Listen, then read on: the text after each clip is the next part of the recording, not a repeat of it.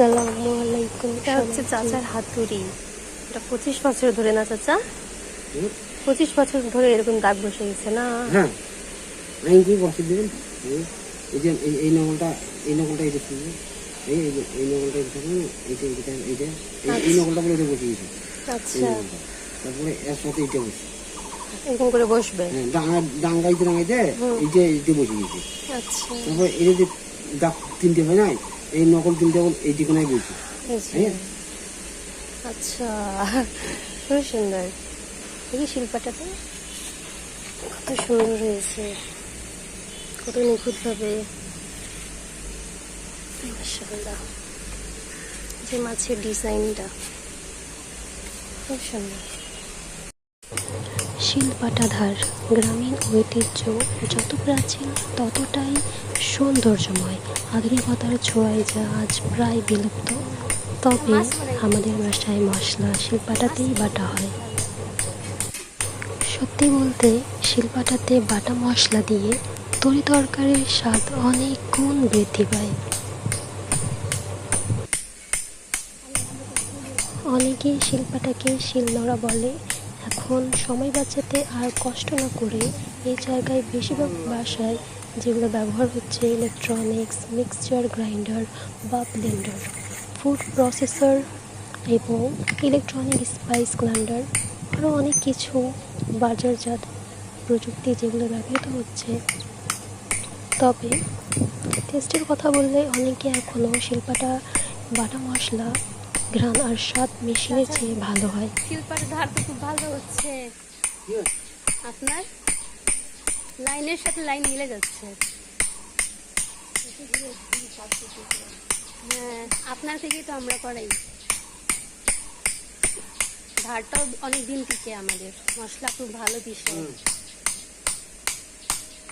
শিল্পাটায় মশলা বাটলে এর প্রচুর উপকারী দিক রয়েছে, যা আমাদের স্বাস্থ্য ভালো রাখার ক্ষেত্রে অনেক অনেক মূল্যবান অবদান রাখে। আপনারা যারা শিলপাটায় মশলা বাটেন তারা আসলে জানেন যে শিলপাটায় মশলা বাটলে ধীরে ধীরে পিষলে মশলার তেল বের হয়, তাই মেজবানি পিঠা বা স্পেশাল রান্নায় এখনও অনেকেই শিলপাটায় ব্যবহার করে থাকেন। আসলে আমরা অনেক ফুডি লাভার, আমাদের বিরিয়ানি, তারপর তেহারি, হালিম, প্রায় অনেক কিছু আমরা পছন্দ করে থাকি বাঙালি বলে, তাই না? আসলে বিশ্বের সব জায়গায় সকলে এগুলো পছন্দ করছে। চাচার বাড়ি কোন গ্রামে? সরাইতলা। কামারপুকুরের ওদিকে? কামারপুকুরের ওদিকে? ইপিজেটের ওদিকে। আচ্ছা, কতদিন ধরে করতেছেন এটা চাচা? মেলা দিন না? 20-25 বছর আছে। 20-25 বছর। এটা কি বানাচ্ছেন, মাছ?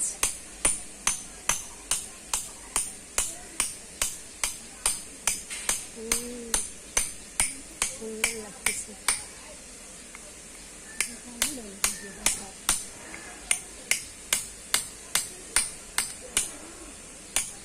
আসলে যে যারা কাজ খুব সুন্দরভাবে করতে পারে।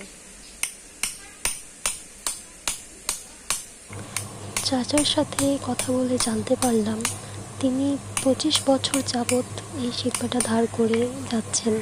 তিনি তার গ্রামে শহরে এসে এই শিল্পটা ধার করছেন। আসলে আমাদের বাসার এখান থেকে তিনি আওয়াজ দিয়ে যান, সেটার জন্য আমরা ডাক দিয়ে ওনাকে দিয়ে করাই। আমাদের আশেপাশের লোকজনও ওনার থেকে করায়। আবার যাদের বাসায় মিক্সচার আছে তারা করতে যায় না। তবে আমরা যখন থেকে এখানে আসছি তখন থেকে ওনার কাছ থেকেই করাই।